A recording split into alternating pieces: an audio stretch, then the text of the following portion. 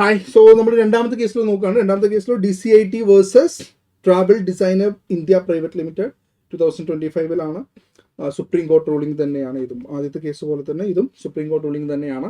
അപ്പോൾ ഈ ഒരു കേസ് ലോ എന്താണെന്നുള്ളതാണ് നമ്മൾ നോക്കുന്നത്. അപ്പോൾ നമ്മുടെ കേസ് ലോ നമ്പർ 2 അല്ലേ, ജുഡീഷ്യൽ അപ്ഡേറ്റ്സിൽ രണ്ടാമത്തെ case law DCIT versus travel designers India private limited 2025 supreme കോർട്ടാണ്. അപ്പോൾ ഇഷ്യൂ എന്താണ് ഇവിടെ?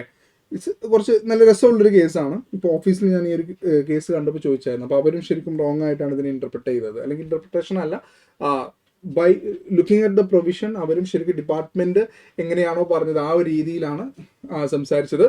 Then I show this case law. അപ്പോൾ അവർ പറഞ്ഞു ഓക്കെ ഇങ്ങനെയായിരുന്നല്ലേ. അപ്പോൾ ഇത് ശരിക്കും നമുക്ക് ആവശ്യമുള്ളൊരു കേസ് ലോ എന്നാണെന്ന് അപ്പോൾ തന്നെ നമുക്ക് മനസ്സിലായി. ശരിക്കും വളരെ റെലവൻ്റ് ആയിട്ടുള്ള പ്രാക്ടീസിലൊക്കെ വളരെ നമുക്ക് എടുക്കാൻ പറ്റുന്ന ഒരു കേസ് ലോ ആണ് ഈ സുപ്രീം കോർട്ട് കേസ് ലോ എന്ന് പറയുന്നത്.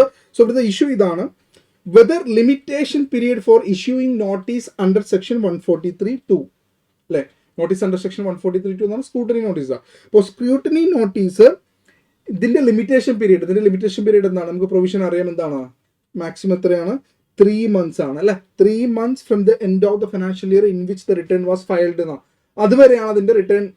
ഫോർ എക്സാമ്പിൾ 23-24 റിട്ടേൺ നമ്മൾ ഫയൽ ചെയ്യുകയാണെന്നുണ്ടെങ്കിൽ 24 കഴിഞ്ഞിട്ട് 30 ജൂൺ അല്ലേ, 36/2024 വരെയാണ് അതിൻ്റെ സ്ക്രൂട്ടനി നോട്ടീസ് ഇഷ്യൂ ചെയ്യാനുള്ള സമയം. നേരത്തെ സെപ്റ്റംബർ വരെയൊക്കെ ഉണ്ടായിരുന്നു അല്ലേ, നേരത്തെ. ഇപ്പോൾ അത് 3 months ആക്കിയിട്ട് കുറച്ചിട്ടുണ്ട്. അപ്പോൾ അത് പ്രകാരം നമുക്ക് 36/2000 അല്ലേ, ജൂൺ 13th ജൂൺ ആ ഫയൽ ചെയ്ത വർഷത്തിന്റെ എൻഡിൽ നിന്നും നെക്സ്റ്റ് 13th ജൂൺ വരെയാണ് അതിന്റെ സമയം. ഇതാണ് ശരിക്കും ലിമിറ്റേഷൻ പീരീഡ്. ഇവിടെയുള്ള പ്രശ്നം എന്താ? ഇവിടെ ഇഷ്യൂ എന്ന് പറയുന്നത് ഈ ലിമിറ്റേഷൻ പീരീഡ് കാൽക്കുലേറ്റ് ചെയ്യേണ്ടത് ഒറിജിനൽ റിട്ടേൺ ആണോ അല്ലെങ്കിൽ ഡിഫക്റ്റീവ് റിട്ടേൺ വന്നിട്ടുണ്ടായിരുന്നു. അപ്പോൾ ഡിഫക്റ്റ് കറക്റ്റ് ചെയ്യാൻ വേണ്ടിയിട്ട് ഒരു ഓപ്ഷൻ തന്നിട്ടുണ്ടായിരുന്നു. നമ്മൾ വീണ്ടും ആ ഡിഫക്റ്റ് കറക്റ്റ് ചെയ്തിട്ട് വീണ്ടും റിട്ടേൺ ഫയൽ ചെയ്തു. അപ്പോൾ ആ ഡിഫക്റ്റീവ് റിട്ടേൺ ഫയൽ ചെയ്ത ഡേറ്റ് ആണോ നോക്കേണ്ടത് അതോ ഒറിജിനൽ റിട്ടേൺ ഫയൽ ചെയ്ത ഡേറ്റ് ആണോ നോക്കേണ്ടത് എന്നുള്ളതാണ് ഇവിടുത്തെ ഇഷ്യൂ.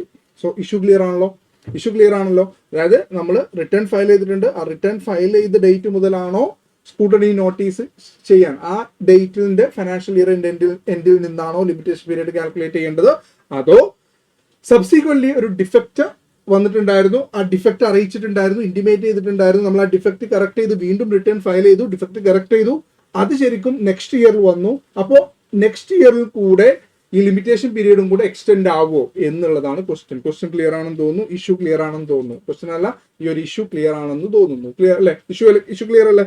ഇനി so with the provision and as per section 143(2) the notice must be issued within 3 months from the end of the financial in which the return was filed എന്ന് പറയുന്നുള്ളൂ അല്ലേ. Return file ചെയ്ത ഡേറ്റിൽ നിന്നും അല്ലേ അതിന്റെ ഫിനാൻഷ്യൽ ഇയർ എൻഡിൽ നിന്നും 3 monthsനുള്ളിലാണ് എന്തിന്റെ ടൈം ലിമിറ്റ്? സ്ക്രൂട്ടനി നോട്ടീസിന്റെ 143(2)ന്റെ ടൈം ലിമിറ്റ് എന്നുള്ളതാണ് ഇതിൽ പറയുന്നത്. അപ്പോൾ ഈ റിട്ടേൺ വാസ് ഫയൽഡ് എന്ന് പറയുന്നത് ഒറിജിനൽ റിട്ടേൺ ആണോ? ഡിഫക്റ്റീവ് റിട്ടേൺ വരുന്നുണ്ടെങ്കിൽ ഡിഫക്റ്റീവ് റിട്ടേൺ ഫയൽ ചെയ്ത ഡേറ്റ് മുതൽ അതിന്റെ ഫിനാൻഷ്യൽ ഇയർ എൻഡ് മുതൽ നമുക്ക് എടുക്കാൻ പറ്റുമോ എന്നുള്ളതാണ് ശരിക്കും ഇഷ്യൂ. ക്ലിയർ അല്ലേ? വളരെ റെലവെന്റ് അല്ലേ? ഇങ്ങനത്തെ കേസുകളൊക്കെ ചിലപ്പോൾ വരാലോ. കാരണം ഈ ഒരു കേസ് വന്നത് സുപ്രീം കോർട്ട് വരെ വന്നത് നോട്ടീസ് അയച്ചിട്ടാണല്ലോ. So this is the fact of the case. SSC ആദ്യം റിട്ടേൺ ഫയൽ ചെയ്തു. 29th November 2023. So 23-24 return file ചെയ്ത് അല്ലേ. അപ്പോൾ 24 ജൂൺ വരെ അല്ലേ സമയമുള്ളൂ. ശരിക്കും അങ്ങനെയാണ്. ദെൻ അത് കഴിഞ്ഞിട്ട് ഡിപ്പാർട്ട്മെന്റ് അടുത്ത വർഷം ജൂലൈ മന്തില് ഡിഫക്റ്റീവ് ഇന്റിമേറ്റ് ചെയ്തു. എന്താണ് ഡിഫക്റ്റ് എന്നുള്ളത് ഇന്റിമേറ്റ് ചെയ്തു. ഒരു 15 days സമയം കൊടുത്തു ഡിഫക്റ്റ് കറക്റ്റ് ചെയ്യാൻ വേണ്ടിയിട്ട്. SSC എന്ത് ചെയ്തു? ഈ ഡിഫക്റ്റ് കറക്റ്റ് ചെയ്തു. എന്നിട്ട് 19th July 2024 ഡിഫക്റ്റ് കറക്റ്റ് ചെയ്തിട്ട് വീണ്ടും റിട്ടേൺ ഫയൽ ചെയ്തു. അപ്പൊ അങ്ങനെ ആവുമ്പോൾ ഇപ്പൊ നമ്മൾ റിട്ടേൺ ഫയൽ ചെയ്ത വർഷം 24-25 എന്ത് ചെയ്തു?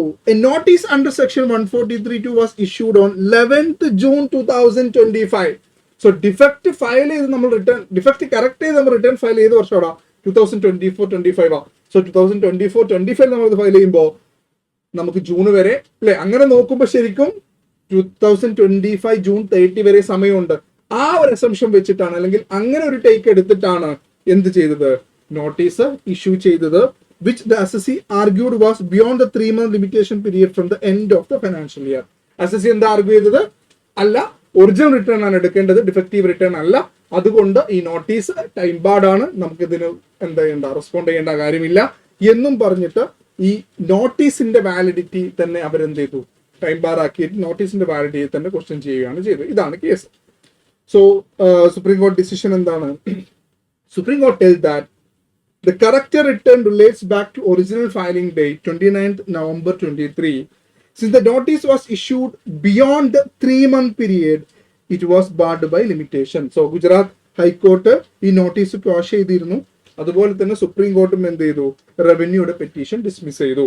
അപ്പോൾ നമുക്ക് ഇതിൽ നിന്ന് മനസ്സിലാക്കാൻ പറ്റുന്നത് എന്താ, അതായത് നമ്മുടെ 143(2)യുടെ ടൈം ലിമിറ്റ് എവിടെ നിന്ന് എടുക്കാവൂ, ഒറിജിനൽ റിട്ടേൺ വെച്ചിട്ട് എടുക്കാവൂ. എന്തെടുക്കാൻ പറ്റൂല, ഡിഫക്റ്റീവ് റിട്ടേൺ വെച്ചിട്ട് അതിന്റെ ഡേറ്റ് ഫയൽ ചെയ്ത ഡേറ്റ് മുതൽ എന്തെടുക്കാൻ പറ്റില്ല, നമുക്ക് 3 months limitation period next financial ഇയറിലോട്ട് മാറ്റാൻ പറ്റുമോ, ഇല്ല എന്നുള്ളത് മനസ്സിലാക്കാം. സോ ഇതാണ് case law number 2 DCIT versus travel designers India private limited. ഇതും ഒന്നാമത്തെ കേസ് ലോ പ്രകാരം തന്നെ ആര് ആണ് ഇതിന്റെ അപ്പലന്റ് ആരാണ്, DCIT ആണ് ഇത് അപ്പീൽ കൊടുത്തിട്ടുള്ളത് എന്നുള്ളതാണ്.